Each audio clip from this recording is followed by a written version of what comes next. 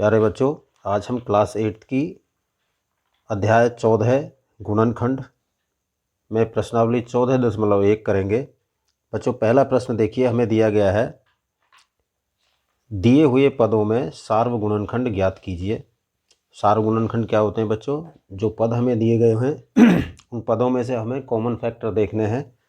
अब सार्वगुणनखंड का तरीका होता है, देखिए सबसे पहले मैं आपको प्रश्न में बता देता हूँ। इसमें हमें कुल 8 भाग दिए गए हैं और इसका हम सबसे पहले लेते हैं फर्स्ट पार्ट फर्स्ट में हमें दिया है बच्चों 12x, 36। यानी ये हमारा पहला जो पार्ट है, इसमें हमें दो पद दिए गए हैं, एक 12x है और एक 36 है। ठीक है, सबसे पहले हम 12x का करते हैं। कॉमन फैक्टर अंकों का और जो बीजीय व्यंजक साथ दिए गए हैं दोनों का करना होता है। तो देखिए सबसे पहले हम 12 का करते हैं। 12x बराबर 12 के आप फैक्टर करिए 1, उसके बाद में गुणा 2 गुणा 2 गुणा 3, 3 दूनी 6, 6 दूनी 12 और 12 एकम 12। ठीक है, साथ में इसके गुणा x है तो गुणा हमने कर दिया x। ठीक है, अब बच्चों ये 1 2 2 3 ये कैसे आए हैं ये मैं आपको बता देता हूँ। हम जैसे 12 है ये ले लिया, हम पहले सबसे पहले छोटी संख्या का भाग देते हैं। 6 बार गया, फिर 2 में दिया, 3 बार, वो 2 का भाग दिया 6 में, 3 बार गया, फिर हमने 3 से दिया 1 बार गया। ठीक है, तो जो ये सर्वसंभव गुणनखंड कहते हैं इनको।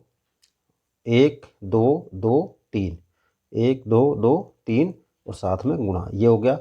ऐसे ही करते हैं हम अब 36 का। 36 बराबर 1 गुणा 2 गुणा 2 गुणा 2 गुणा 3। देखिए 3 दूनी 6, 6 दूनी 12, 12 दूनी 24, नहीं ये 3 आएगा, 3 3 9, 9 दूनी 18, 18 दूनी 36 और 36 एकम 36। ठीक है, यहाँ x नहीं है इसलिए हम इसको यहीं पर रोकेंगे। ठीक है, इसको भी आप इस तरह से कर सकते हैं। 36 को भी 2 का भाग दिया, कितनी बार? 18, फिर 2 का भाग दिया, 9 बार गया, फिर 3 का भाग दिया हमने, वो सॉरी 3 का भाग 3 बार गया, फिर हमने 3 का दिया 1 बार। तो 2 गुणा 2 गुणा 3 गुणा 3, यानी 2 गुणा 2 गुणा 3 गुणा 3, ये हो गया। अब देखिए हमें इसमें कॉमन देखने हैं, 1 1, ये दोनों कॉमन हो गए। यहाँ 2 भी है, यहाँ भी 2 है, ये दोनों कॉमन हो गए। 2 यहाँ भी है, 2 यहाँ भी है, ये दोनों कॉमन हो गए। 3 इसमें भी है, 3 इसमें भी है, ये भी कॉमन हो गए। अब यहाँ x है, यहाँ x नहीं है, यहाँ 3 है, ऊपर 3 नहीं है। ठीक है, इसलिए इनको अब आप एक बार दोबारा लिख लेंगे यहाँ पर। सार्वगुणनखंड, देखिए 1 गुणा, इन दोनों में से हमने 2 ले लिया, इन दोनों में से हमने 2 ले लिया और इन दोनों में से हमने 3 ले लिया, सबको गुणा कर दिया। x नहीं आएगा क्योंकि x इसमें है, इसमें नहीं है, 3 इसमें है, इसमें नहीं है। 3 दूनी 6 और 6 दूनी 12 और 12 एकम 12, तो 12 इसका सार्वगुणनखंड हो गया। यही हमारा इसका उत्तर होगा। ठीक है, एक पार्ट और करते हैं, आपको और अच्छी तरह समझ में आ जाएगा। देखिए बच्चों, दूसरा भाग है हमारा 2y, 22xy।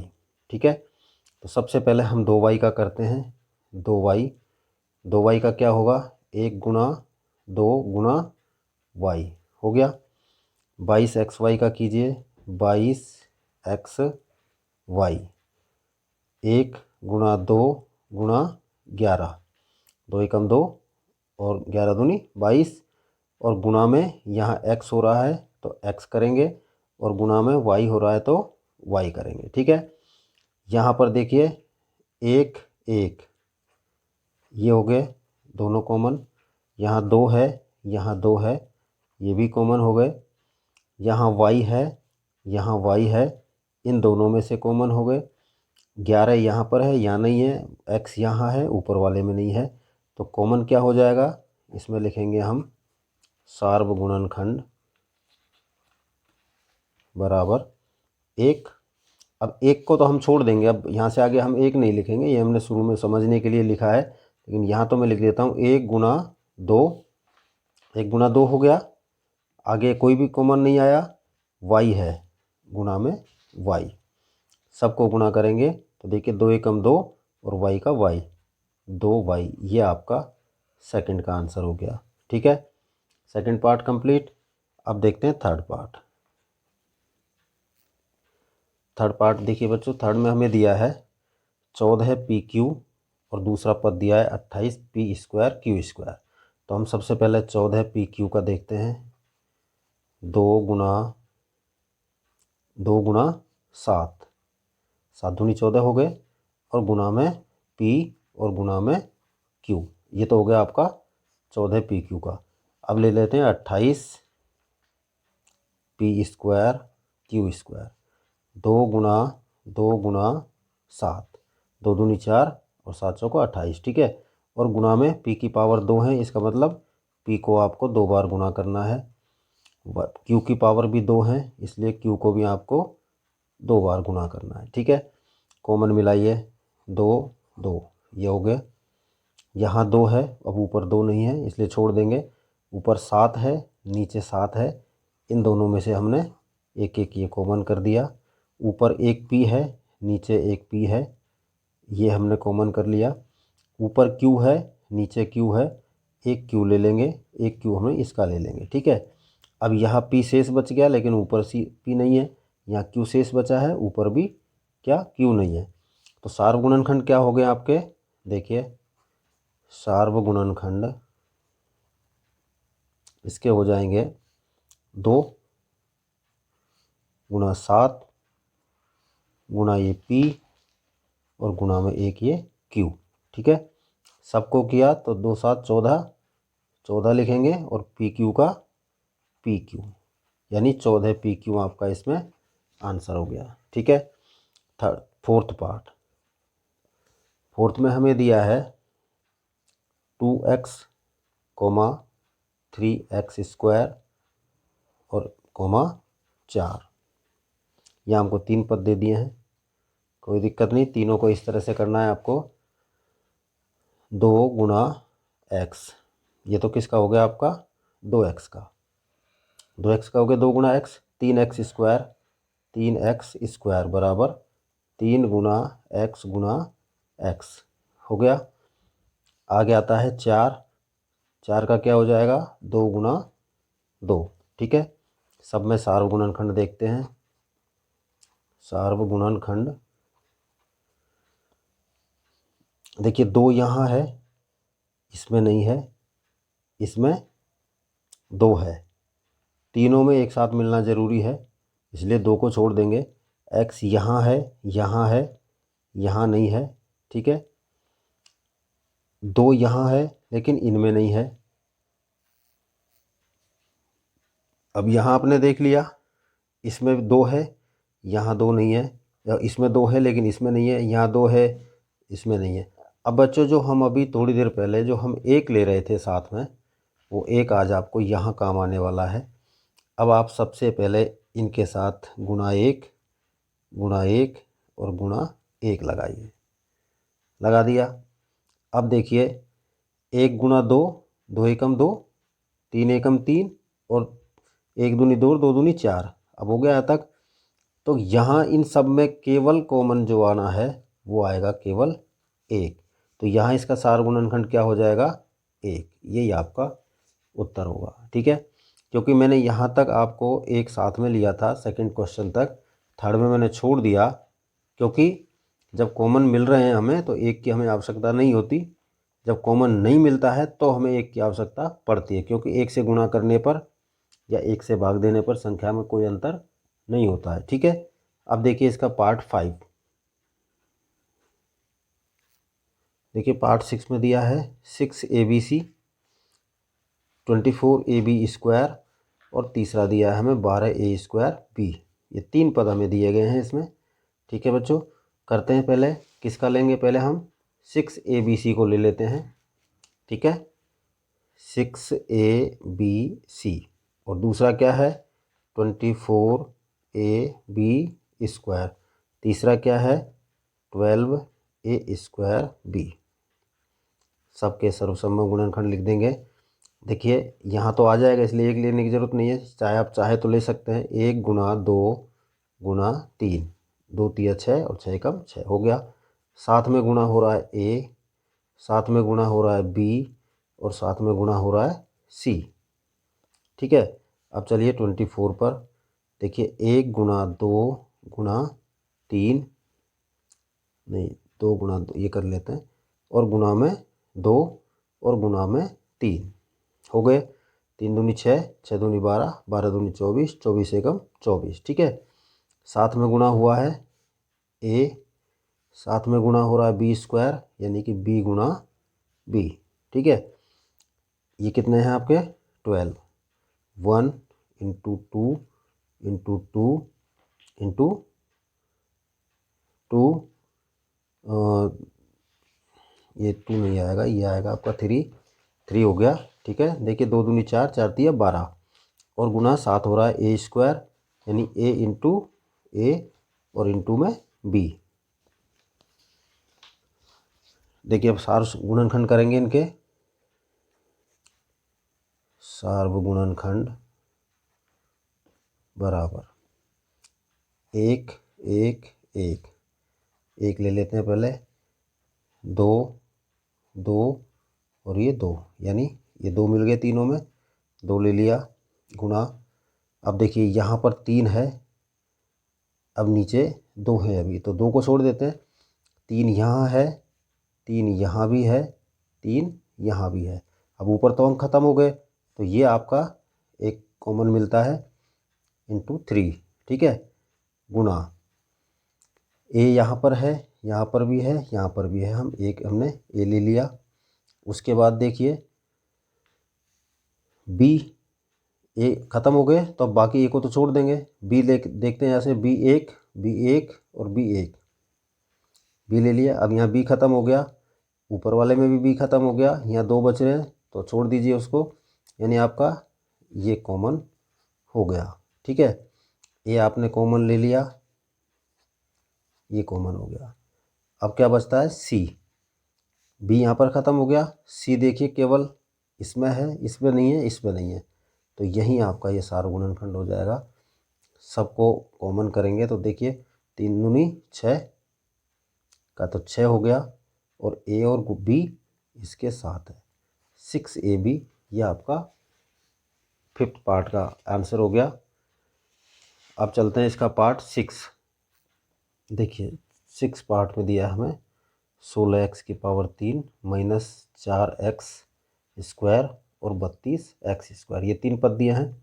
सबसे पहले हम लेते हैं 16x की पावर 3 बच्चों, 1 गुणा 2 गुणा 2, 2 दूनी 4 और गुणा 2 और गुणा 2, 2 दूनी 4 दूनी 8 दूनी 16। ठीक है, और इनटू में क्या हो रहा है x की पावर 3, यानी x को 3 बार आपको मल्टीप्लाई करना है। कर दिया। नेक्स्ट देखिए माइनस 4x स्क्वायर, माइनस आया हुआ है तो एक को तो आप रखिए ऐसे ही। उसके बाद अब हम क्या करेंगे, क्योंकि एक को -4 से गुणा करेंगे तो -4 ही आएगा। अब हमें क्या करना है, 4 के टुकड़े करने हैं, तो 4 के टुकड़े 2 गुणा 2 होते हैं, लेकिन दोनों 1 2 प्लस का और 1 2 माइनस का, तो माइनस का 2 इंटू प्लस का 2, 2 को 2 से गुणा करेंगे तो 4, और minus plus minus, minus plus minus, और फिर माइनस यहाँ आया, -1 को किया तो भी माइनस। ठीक है, और गुणा में क्या हो रहा है आपका x का स्क्वायर है इसलिए x इंटू एक्स, ये हो गया। आगे आता है हमारा 32x। तीसरा पार्ट क्या है 32x, 1 गुणा 2 गुणा 2 गुणा 2 गुणा 2 और गुणा 2, 2 दूनी 4 दूनी 8 दूनी 16, 16 दूनी 32, और गुणा हो गया बच्चों x इससे मल्टीप्लाई हो रहा है। अब देखते हैं हम इसमें सार्वगुणनखंड। 1 तीनों में है, एक हमने ले लिया, प्लस का 2, प्लस का 2, प्लस का 2, ये प्लस का 2, ये ले लिया मैंने। यहाँ से मैंने इस प्लस को ले लिया, यहाँ से मैंने इस +2 को ले लिया। ठीक है, आगे देखिए, यहाँ क्या आया है हमारे पास, माइनस। ठीक है, इसका एक ऑप्शन और है हमारे पास, ये 2 है प्लस का, यहाँ नहीं रहा, यहाँ पर है, तो हम क्या करेंगे, अभी फ़िलहाल इसको यहीं छोड़ेंगे। यहाँ जो माइनस है,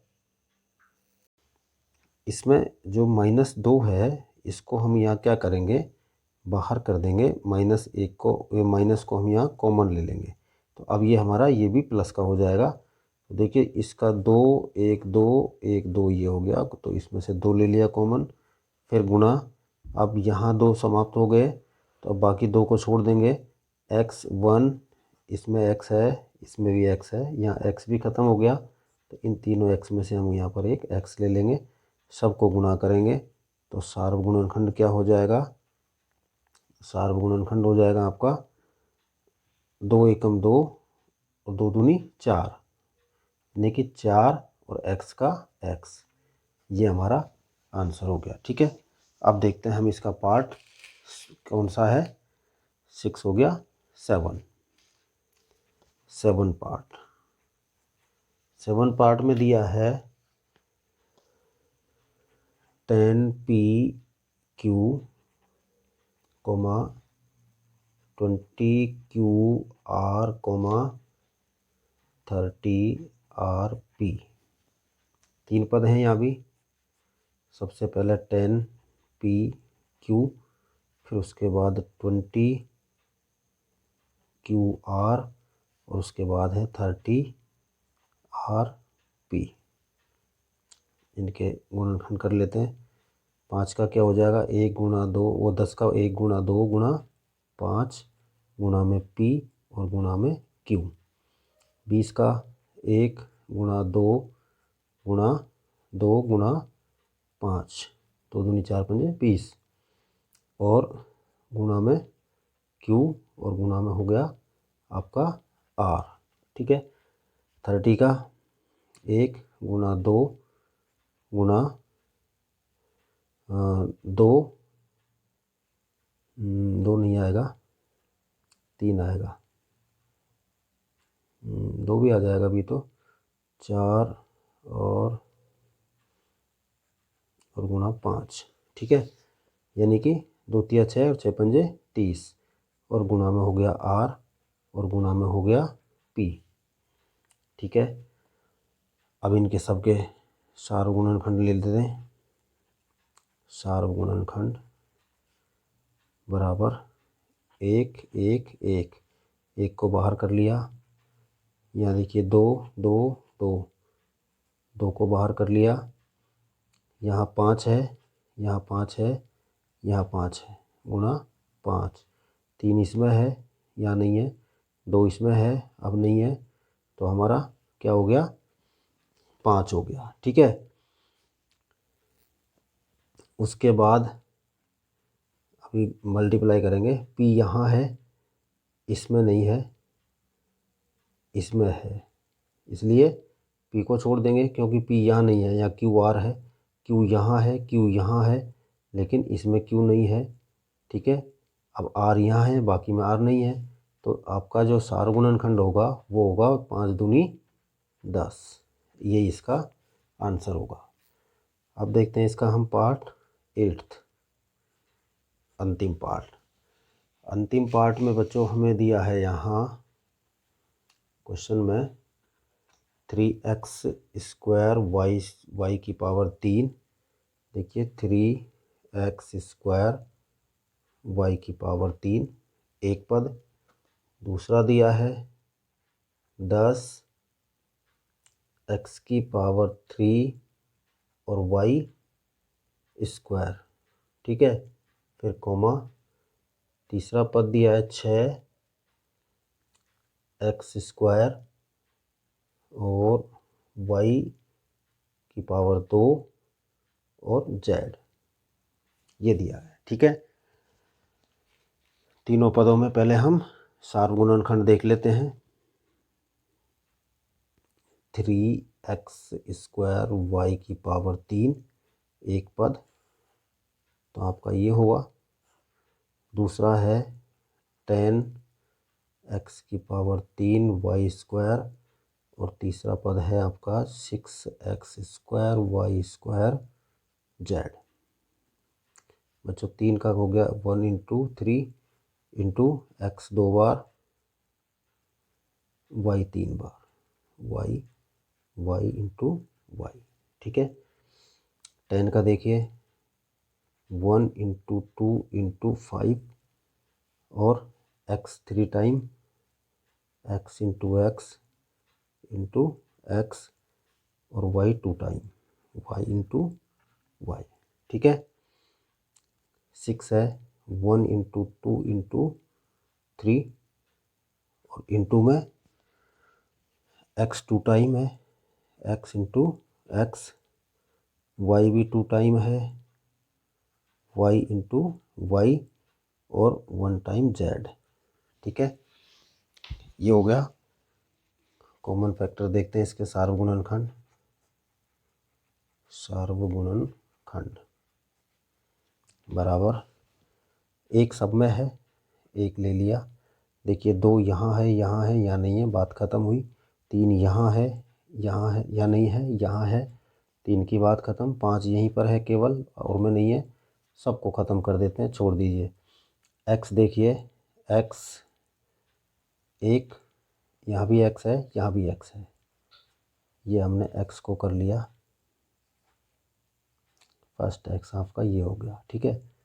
इंटू लगाएंगे x x x, ये हो गए।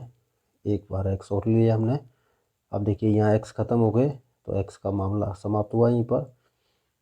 इंटू y y और y, ये रही y। ठीक है। यानी y हो गया। फिर एक बार और देखेंगे, एक बार हमने y ले लिया, इसमें भी ले लिया और इसमें से ले लिया। y 1 2 3, एक y हो गया। अब यहाँ y समाप्त, यहाँ है तो खेल यहीं पे समाप्त हो गया। z इसमें है केवल, बाकी में नहीं है, तो इनका समाप्त हो गया। अब देखिए 1 x की पावर 1 2 और y की पावर यानी 1x² y²। ठीक है। आगे नहीं लिखते हैं एक को, ये आंसर क्या हो जाएगा आपका x² y²। ये आपके 8वें भाग का आंसर हो गया। ठीक है बच्चों। इस तरह हमारा प्रश्न संख्या 1 यहाँ संपूर्ण होता है।